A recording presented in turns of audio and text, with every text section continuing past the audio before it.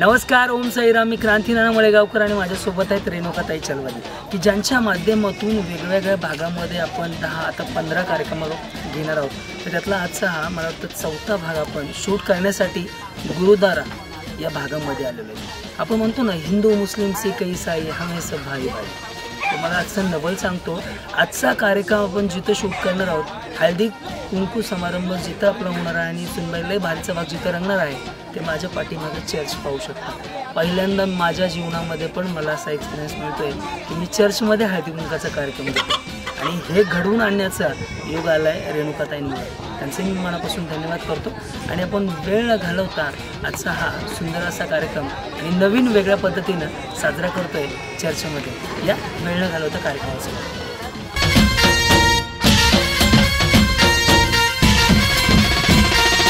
गप्पा गोष्टी लय भारी, पैठणी जिंकण्याची करा तयारी, धमाल मस्ती करू सारी. नमस्कार, ओम साईराम. मी क्रांतीनाना मळेगावकर. आपण वेळ न घालवता सुरू करूयात आजचा सुनबाई लय भारीचा भाग. माझ्या जीवनामध्ये मी मगा सांगितल्याप्रमाणे पहिल्यांदा असा अनुभव येतोय मला की मी चर्चमध्ये कार्यक्रम शूट करायला आले आणि सुनबाई लय भारीचा कॅमेरा रेणुकाताई चलवादी यांच्या माध्यमातून आणि त्यांच्या परिवाराच्या माध्यमातून वेगळ्या वेगळ्या घरात जातोय, वेगवेगळ्या भागात जातोय आणि आज आपण चर्चमध्ये आलोय. कारण की आपण म्हणतो ना, हिंदू मुस्लिम सिख ईसाई हमें सब भाई भाई. याच म्हणण्याप्रमाणे आजच्या कार्यक्रमाची सुरुवात चर्चमध्ये करतोय आणि ज्या ज्या जोड्यांना घेऊन आपण गप्पा मारतोय. आणि आज तर असं होणार आहे की ज्यांच्याबरोबर स्पर्धा आपण घेणार आहोत किंवा ज्यांच्याबरोबर आपण कार्यक्रम करणार आहोत, त्यांचे मिस्टर मराठी बोलतात, त्यांचे मिसेस हिंदीमध्ये बोलतात. त्यामुळे तुम्हाला सुद्धा सहन करून घ्यावं लागेल आणि समजून घ्यावं लागेल. तर वेळ न घालवता सुरू करूयात रेणुकाताई चलवादी आयोजित सुनबाई लय भारी. नमस्कार, बताइए परिचय करके दीजिए आपका. पूनम मलिक मेरा नाम. अच्छा, पूनम मलिक. और मेरा हस्बैंड मेरा अजय मलिक है. ओके सर, कधी लग्न झालं? मी आता बोलताना यांना विचारताना हिंदीत विचारणार, हे हिंदीत उत्तर देणार. ह्यांच्याकडे आलं की लगेच टोन चेंज होणार, पुन्हा हिंदीतून मराठीत होणार. पण मला सुद्धा आज वेगळाच एक्सपिरियन्स आहे, तुम्ही समजून घ्या. ओके, कधी झालं? अजय मलिक. ओके, माझं लग्न झालं 2001 मध्ये.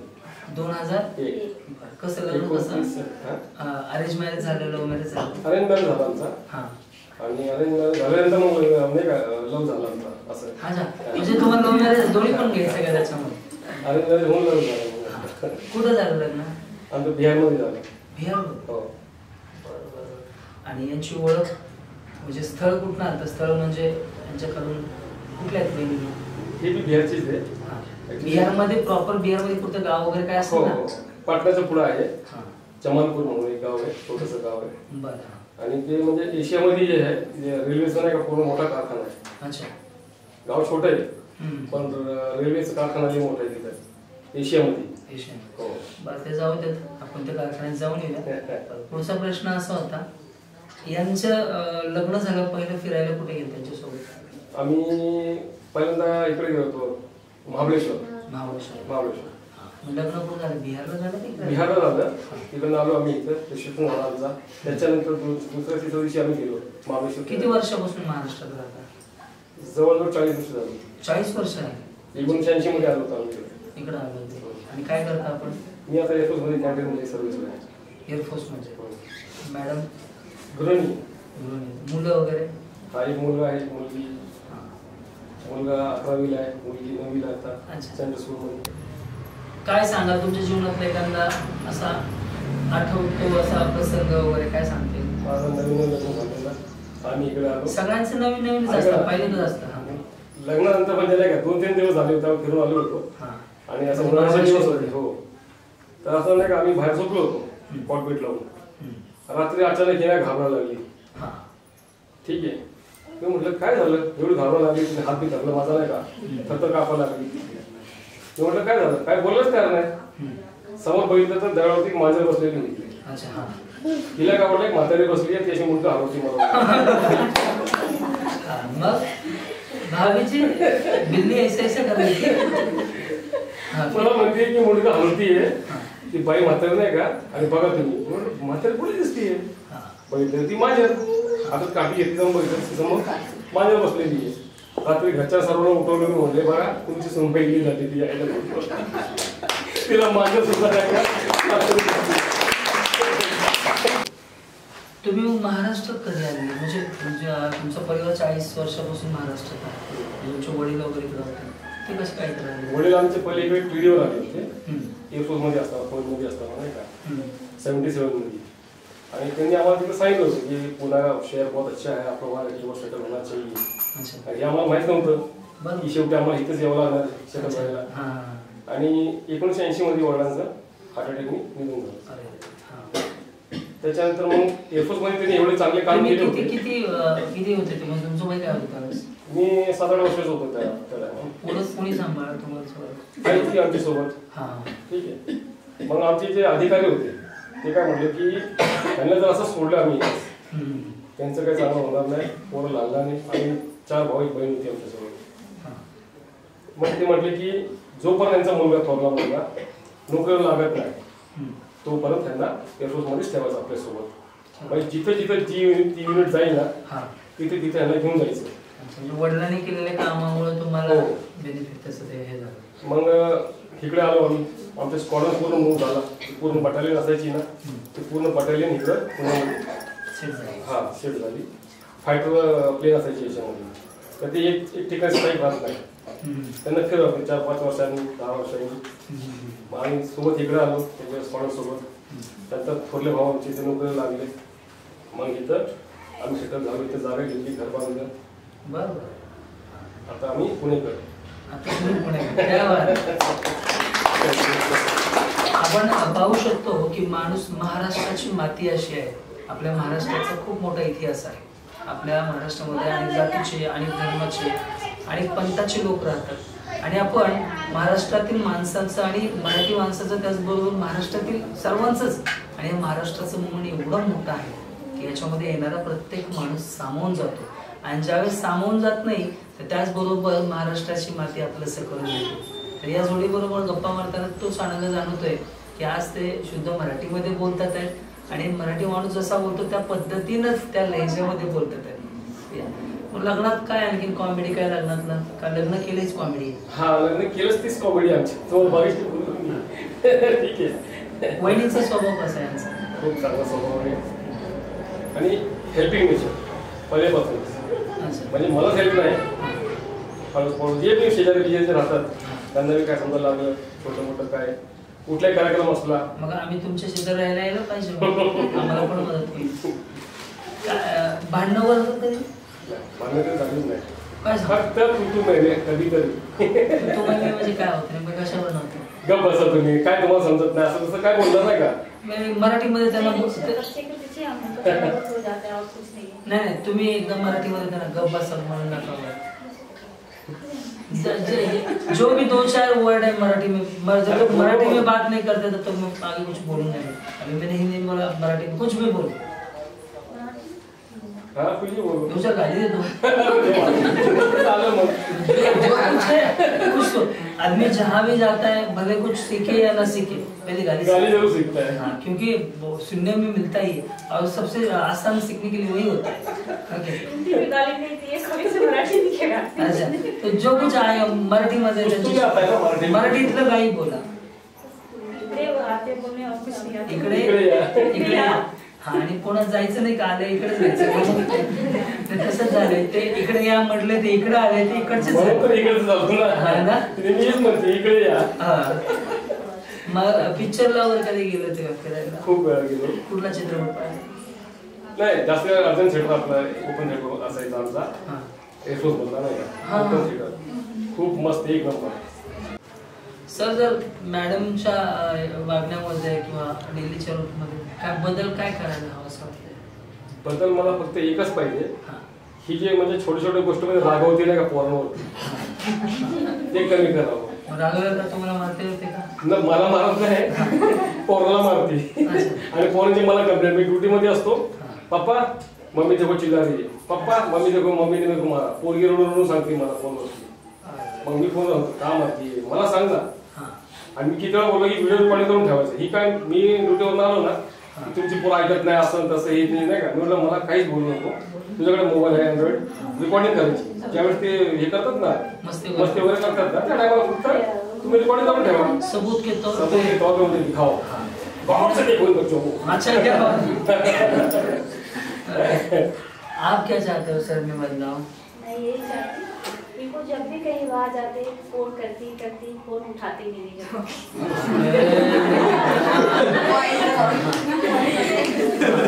और फोन उठाते नहीं, और कुछ भी कहीं मना करो नहीं जाने के लिए तो उधर ही ज्यादा जाने के लिए करते हैं। ये तो हर पति में है।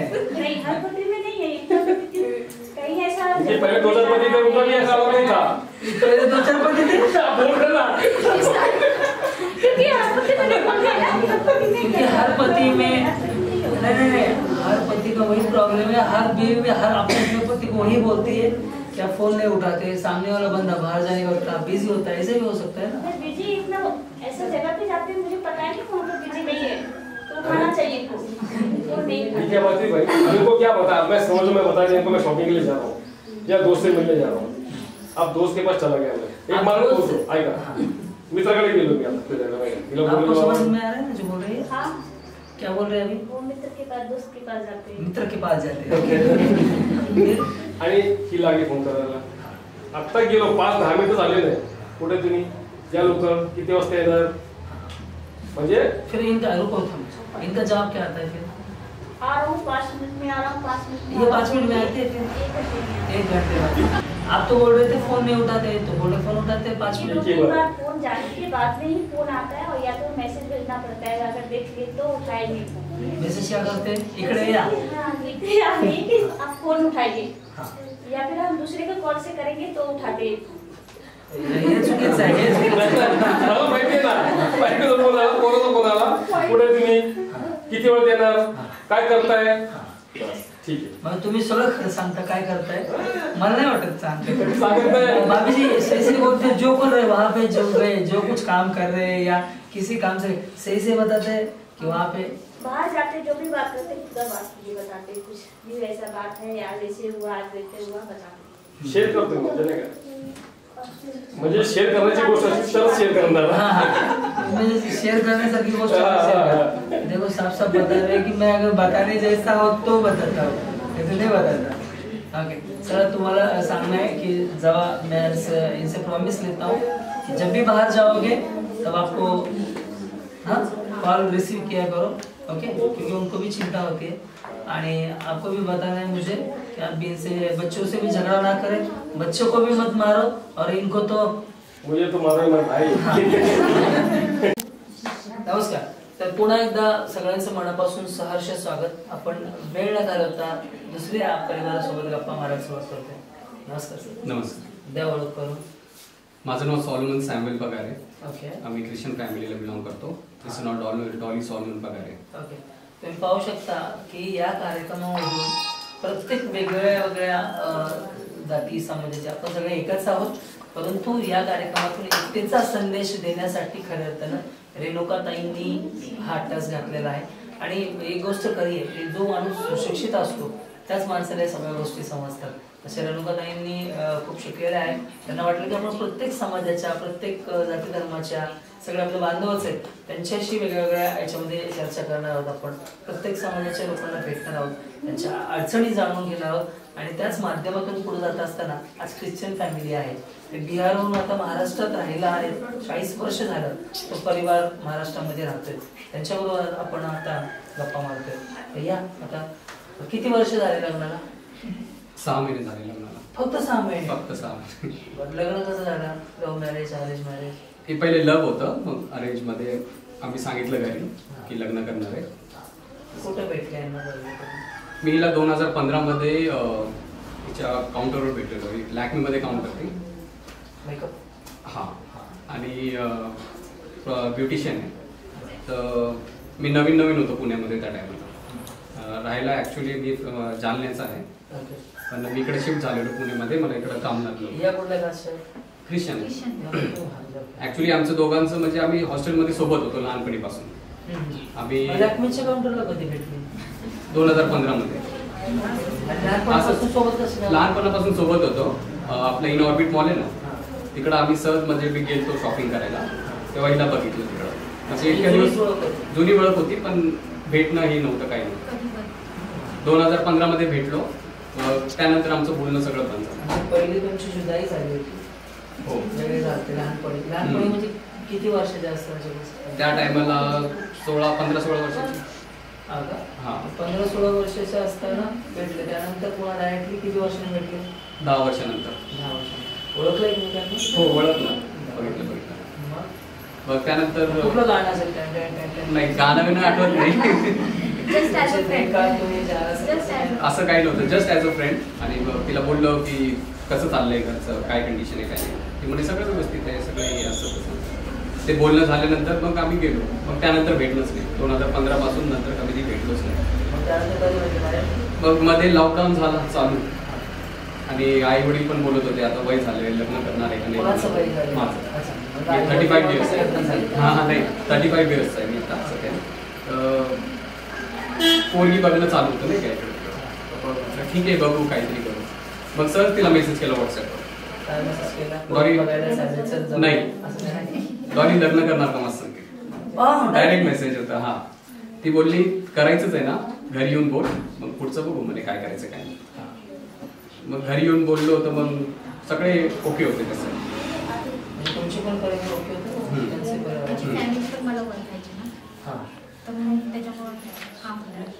ऍक्च्युली सिनियर होती मला एक क्लास आणि माझी बहिणीची क्लासमेट होती. हा वयाने पण 1 वर्ष.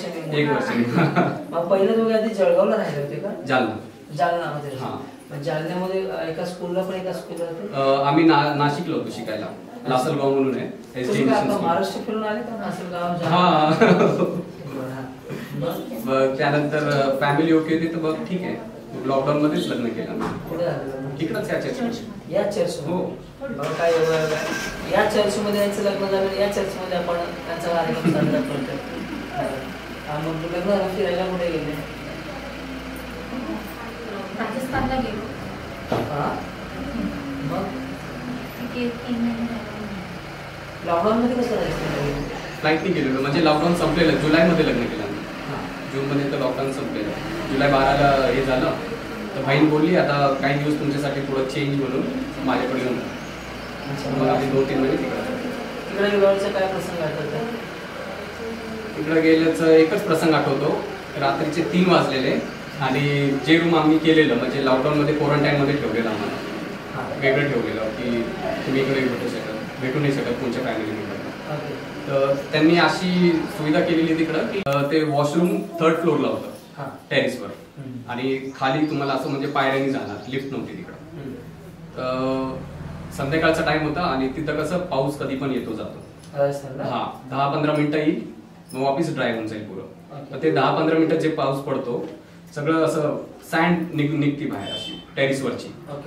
तर ही गेलेली वरती म्हणजे मला सोडून नव्हती जात ती म्हणून मला बोलायची मला सोबत घेऊन चल. रात्री 3 वाजता वॉशरूमला जायचं होतं. तर आम्ही वरती गेलेलो आणि जसं खाली येत होतो ऑफिस रिटर्न स्लीप झाली स्टेअरकेसवर. तो एकदम वरच्या स्टेअरकेसवरून एकदम खाली आली. मग ते खूप आठवते की म्हणजे खूप वाईट पण वाटते ते बघून. मग मला तर अशी हिंमत पण नव्हती. हा मी असं दरवाजा लॉक करायला टेरेसचा मागं पलटूस तर तेही खाली 3rd फ्लोअर. मला माहित पण नाही पडतीये आणि मला ते कळालं मी एकदम. ती मला बोलली तू मला ढकल. मला कळालं की मी पडते. फीलच नाही झालं. फील नसतं. मग आणखी काय आठवतं? लग्नामधला प्रसंग काय आठवतं? लग्नामधलं काय लॉकडाऊन होतं कोणी जास्त हे नव्हतं इथं. कमी खर्चामध्ये झालं. हा दुसरं एक असं आठवतंय की आता आमचं लग्न झालं आम्ही इथून गेलो घरी. तिथं मांजरीलाच घर आहे आणि आता 1 BHKचं घर. तिथं माझी बहीण आई वडील राहतात. म्हणजे 1 RK मध्ये बहीण राहायची आणि 1 BHK मध्ये आई वडील राहतात. तर एवढं सांगितलेलं माझी बहीण काय बोलली आता लग्न झालं यांचं यांना आपलं रूम देऊन टाकू 1 RK आपण आई वडिलांकडे जाऊन झोपू तिकडं. त्याच्यात माझी जिजाजी म्हणजे खूप पिऊन आले त्या दिवशी लग्न झालं तर खूप पिलेले. तर वडिलांनी राग केला त्यांच्यावर. वडील बोलले की घरात यायचं नाही तू बाहेरचा. आता इकडं आम्ही दोघं झोपायच्या तयारीमध्ये आणि ते जिजाजी घडी घडी यायची बाबा रूम खाली कर मेरे तो तेरे डॅडी सोने नहीं दे रे बापे. तर घडी घडी येऊन म्हणजे 3-4 वेळा तसं झालं. जिजाजी घडी घडी यायचे. तिला म्हटलं डॉली आपण बाहेर जाऊ कुठंतरी बाहेर जाऊन येऊ. मग तेच खूप आठवतंय की असं म्हणजे रागाराग झालेली घरात. आता यांच्या जगण्यामध्ये जर काय बदल करायचा असेल वागण्यामध्ये तर काय करायचं? चिडचिड खूप आहे, म्हणजे थोड्या गोष्टी लग्नाच्या आधी कळलं नव्हतं चिडचिड आहे. नाही ना, आम्ही म्हणजे जास्त टाइमच दिला नाही एकमेकाला. मला एका हप्त्यामध्येच आम्ही केलं. मला प्रश्न पडला, तुम्हाला अशी काय गडबड की लगेच मेसेज केला लग्न करणार का? अशी गडबड याच्यामुळे होती कारण की एक लॉकडाऊन आला 3 महिन्याचा. मला असं वाटलं की आता अजून लॉकडाऊन वाटलं तर वर्षभर अजून असंच जाईल आणि काय होणार नाही, असंच बसावं लागलं. मुलगी मिळणारच नव्हती. मुलगी ते प्रश्न नव्हता, पण म्हटलं याच्यासारखी चांगली नाही भेटणार. तिचं स्वभाव माहिती होता नंतर. आधी तर म्हटलं स्वभाव माहिती होतं, कोणामध्ये चिडचिड करते नाही, नंतर ती चिडचिड करायला चालू झाली. त्या टायमाला तर कधी दाखवलं नाही तिने. म्हणजे भेटणं बी आमचं 1-2 वेळाच भेटलो असेल. बाद में रात से पर्दा उठ गया. ओके, असली सामने आली. पुढे तेच चिडचिड मध्ये थोडासा बदलाव पाहिजे, कारण की थोड्या गोष्टीवर माझ्यावर तर नाही करणार, तिच्या सासूवर पण नाही करणार, पण जेव्हा केव्हा इकडे येतो आईला भेटायला तर आईवर, भावावर, बहिणीवर थोडं चिडचिड असतं. चिडचिड तुमच्यावर नाही होत? माझ्यावर होती, पण 10 मिनिटानंतर ऑफिस जसे नॉर्मल. का चिडचिड करता? म्हणजे जी वस्तू भेटत नाही ठेवलेली त्याच्यावर होतं चिडचिड. मग ठेवलेल्या वस्तू इकडे अलार्म लावून ठेवायचा. आज आणखीन काय? आणखीन एक गोष्ट होती लग्नामध्ये. एक दिवस माझी मम्मी हे सगळं गेलो रूम मध्ये, आम्ही मूवी बघत होतो, म्हणजे भूताचाच मूवी होता. तर ते बघत होतो. तर हा का म्हणलं, मी म्हटलं जाऊ द्या आता यांना मी एक भीती दाखवली, केशरीचा करून मी त्याला भूताचं भीती दाखवली. तो मम्मी मम्मी मम्मी करताना बाहेर घेतलं मला अंगावर करायला, तरी मी चालले त्याला भीती दाखवली. माझी मम्मी आली 5 मिनिटानंतर. मग मी नाही का म्हटलं नाही, मला खरंच वाटलं, कारण की किती डॉली नाही कशाची डॉली ऐकत नाही, जसं करायचं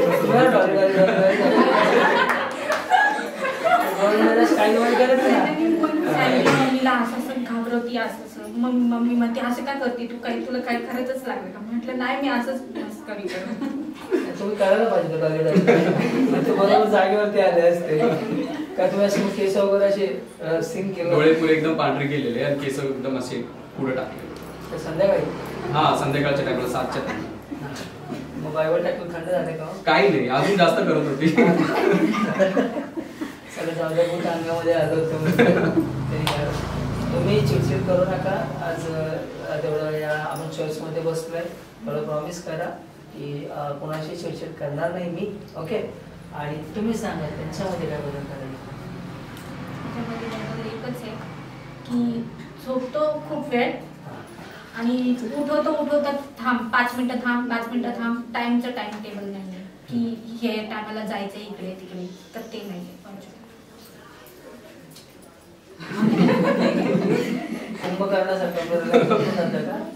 नाही एवढं नाही, पण सकाळी लेट उठतो. ती शिफ्ट टायमिंग अशी आहे ना, आपण सकाळी 3-4 वाजता. आता बिझनेस बेल आहे क्वालिटी. मग तुम्ही सकाळी जे टायमिंग उठायचं आहे थोडस चेंज करा, ओके. त्यामुळे वेळ घालवता खूप छान वाटलं याही परिवाराशी बोलून. नवकच लग्न झाले आणि एक जुनी त्यांची मैत्रीण होती, मग कोणा ओळख झाली, कसं तुम्ही सगळं ऐकलं असेलच. आता या 2 स्पर्धकांबरोबर आपण ही जोडी आणि ती जोडी त्यांच्याबरोबर खेळ घेणार आहोत आणि पाहणार आहोत की रेणुका चलवादी आयोजित सुनबाई लय भारी या कार्यक्रमात विजेता कोण. कसं वाटलं? आज 6 महिने तुमच्या लग्नात झाले, कसं वाटलं होतं तुम्हाला असं काही कार्यक्रमात भाग घ्यायला मिळेल? आणि कसं वाटलं जुन्या आठवणी सगळ्या ताज्या करून? म्हणजे असं मोमेंट तर कोण कोणाला सांगत नाही सहजा, आणि आज सांगताना कसं वाटतं की रेणुका त्यांनी हा कार्यक्रम आयोजित केला, काय सांगत त्यांना? ऍक्च्युली हा अनुभव खूप वेगळा होता. म्हणजे असं कधी वाटलं नव्हतं की आमच्या जीवनाविषयी असं कोणाला इंटरेस्ट राहील की ऐकायला, की आमच्या लग्नामध्ये काय काय वर खाली झालेलं किंवा मग काही चांगल्या गोष्टी झालेल्या, काही गोष्टी अशा की आठवण करून पण माणसाला रडायला यायची, नाही का. तर हे एक वेगळी फिलिंग आहे, ते असं म्हणजे एक्सप्रेस नाही करू शकत. पण एक आनंदाची गोष्ट आहे की तुम्ही असं इंटरेस्ट घेता आमच्यामध्ये, एक परिवाराला विचारता की बाबा तुमचं काय चाललंय, तुमचा लाईफ कसं चालू आहे. म्हणजे ही गोष्ट आठवण करणं म्हणजे खूप वेगळ्या प्रकारचा अनुभव आहे हा. तर मग ह्याबद्दल फार धन्यवाद करतो तुम्हाला, आम्हाला आठवणीत ठेवली. सर कसं वाटलं आज एवढं तुम्ही 40 वर्षापासूनच्या तुमच्या काही गोष्टी वडिलांपासून तुमची वडील गेली, एवढं तुम्ही महाराष्ट्र इतके दिवसापासून आहात, सगळे अनुभव शेअर केले आणि हा क्षण ज्यांच्यामुळे आले त्या रेणुकाताई चलवादी. तर ताईंना काय सांगाल आज या क्षणी? ह्यांच्यामुळे आम्हाला म्हणजे नाही का पूर्ण फॅमिली भेटली आम्हाला, जी आम्ही लोकांना भेटू शकत नाही. समोर येतो जातो वगैरे नाही का, पण आज सगळी मला नाही का सगळे दिसतात आमची वस्तीतली नाही का. हे सगळ्यात मोठा कार्यक्रम केला तुम्ही आणि सबको थैंक यू. आप लोग सभी जो मतलब मिल नहीं पाते हम लोग एक दूसरे से कभी, तो सभी को नमस्कार देत राहतो. ठीक आहे. तर खूप आनंद वाटला आणि तुम्हाला खूप धन्यवाद ताई. तुम्ही पुढे चला, तुमच्या पाठीमागे आम्ही सगळेजण आहोत आणि माझ्या फुल फॅमिली फुल वस्तीवाले जेवढी जण आहे त्यांच्या सगळ्यांतर्फे तुम्हाला हार्दिक हार्दिक हार्दिक शुभेच्छा. धन्यवाद.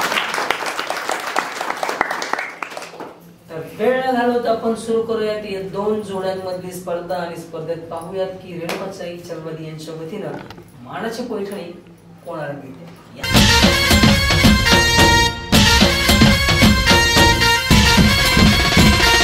लय भारी लय भारी सोनबाई लय भारी लय भारी लय भारी सोनबाई लय भारी. क्रांती भाऊजी आलेत आपल्या दारी, अहो क्रांती भाऊजी आलेत आपल्या दारी. अहो लय भारी लय भारी लय भारी सोनबाई लय भारी लय भारी लय भारी सोनबाई लय भारी.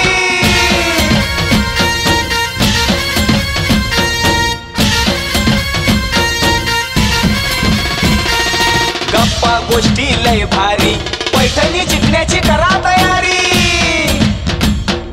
धमाल मस्ती करू सारी आनंदाची घेऊ भरारी.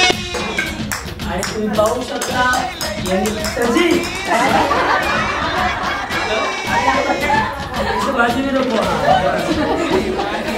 यांचे 2 आहेत, 2 मिळाले, 2 चेंडू गेले, 1 गुण गेला, एक चेंडू गेला, 1 गुण गेला.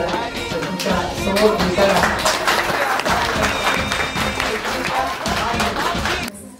आज या चर्चमध्ये रंगलेला अनोखा कार्यक्रम. अनोखा एवढ्यासाठी मी सुरुवातीला म्हटलं होतं, एक ख्रिश्चन फॅमिली आहे, एक बिहारहून आलेली फॅमिली आहे, 40 वर्षापासून इथे स्थायिक आहे. अशा एक वेगळा अनुभव मला ही कार्यक्रमाच्या माध्यमातून घेता आला. त्याबद्दल मी रेणुकाताईंचं मनापासून आभार व्यक्त करतो की चर्चमध्ये हा रंगलेला कार्यक्रम खूप छानपणे पार पडलाय. तर आज यांना जे उपविजेते ठरलेली मलिक फॅमिली आहे त्यांना आपण रेणुकाताई चलवादी यांच्याकडनं एक भेटवस्तू त्याचबरोबर ही पूजा थाळी आपण देतोय. ओके, काय आवाज होते सांगायचं? लय भारी लय भारी सोनबाई लय भारी लय भारी लय भारी सोनबाई लय भारी. क्रांती भाऊजी आलेत आपल्या दारी, अहो क्रांती भाऊजी. ठरलेल्या वहिनींना यांचं नुकतंच लग्न झाले, त्यांनाही आपण मानाची पैठणी देणार आहोत. त्याच्या रेणुकाताईंच्या वतीनं भेटवस्तू दिली जाते. काय आवाज होते?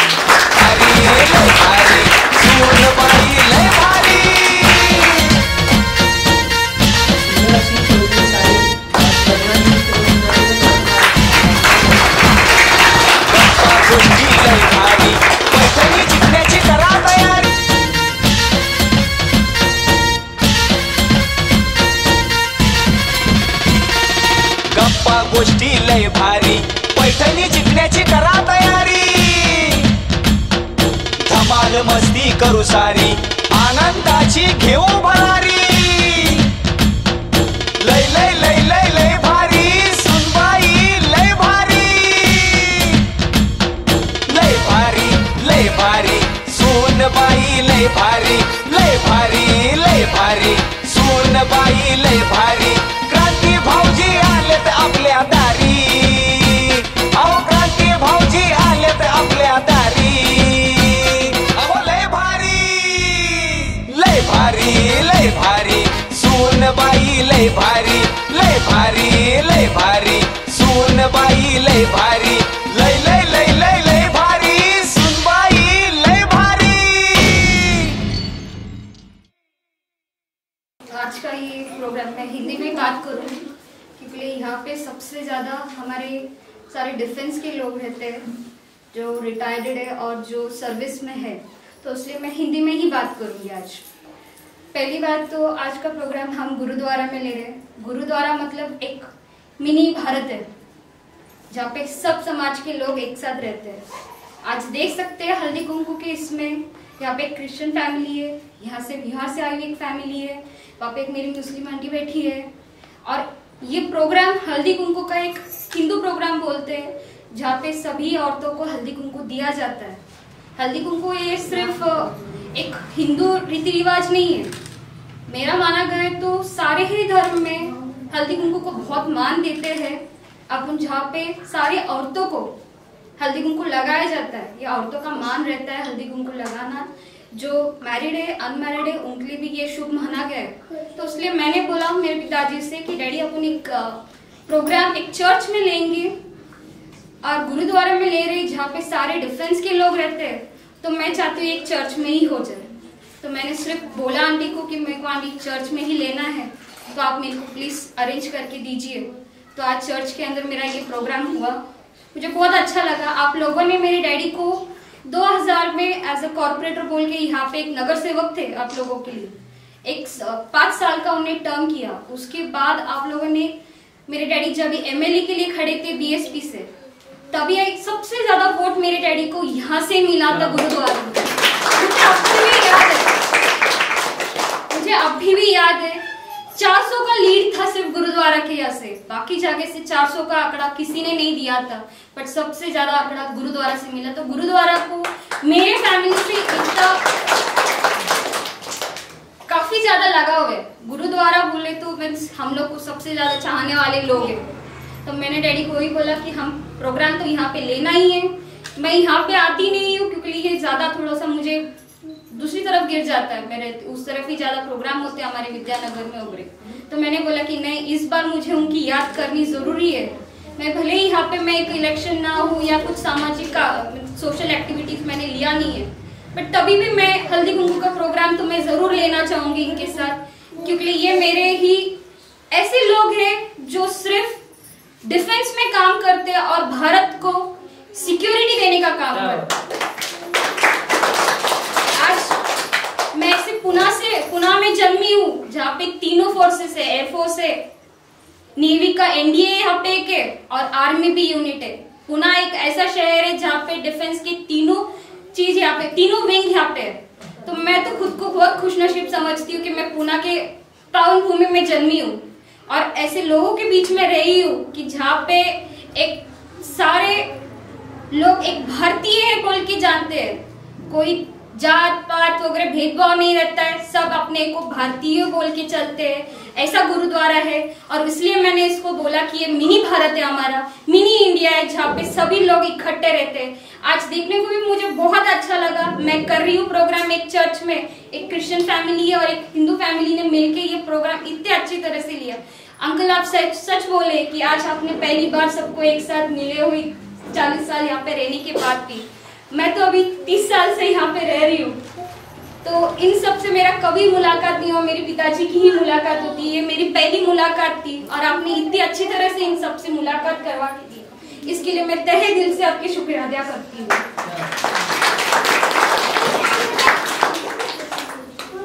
आप सभी को मैं ये बोलना चाहती हूँ कि हम लोग की हमारी फैमिली में मेरे पिताजी ने जो काम किया, मेरे दादाजी ने जो काम किया आप लोगों के लिए, मुझे भी एक अपॉर्चुनिटी चाहिए कि मैं आप सबके लिए काम करूँ। यहाँ पे गुरुद्वारा में मैं काम करना चाहती हूँ, इसलिए मैंने शुरुआत एक छोटे से प्रोग्राम के साथ किया है, जहाँ पे मैं आप लोगों से मिलूं जुलूं, क्या आपके प्रॉब्लम से जानूं उनको और मैं क्या आप लोगों को हेल्प कर सकती हूँ वो भी मैं समझ के लूँ। इस चीजों के लिए एक मेरी पहली स्टेप है कि आप लोग को जानूं। तो मुझे लगता है कि आप सभी मुझे अपनी बेटी के तौर पे ही अपनाएंगे, जैसे आपने मेरे पिताजी को और मेरे दादाजी को अपनाया उसी तरह आप मुझे भी अपनाएंगे, उसी तरह जैसे मेरे पिताजी को साथ दिया आगे भी आप मुझे ही वैसे साथ देंगे। तो इस आशा से मेरे 2 शब्द में यहाँ पे रुकती हूँ। आप सबका नमस्ते। रात रेणुका चलवादी आणि क्रांतिमय गावकरी यूट्यूब चॅनल वरती सुनबाई लय भारी। धन्यवाद, थँक्यू सो मच।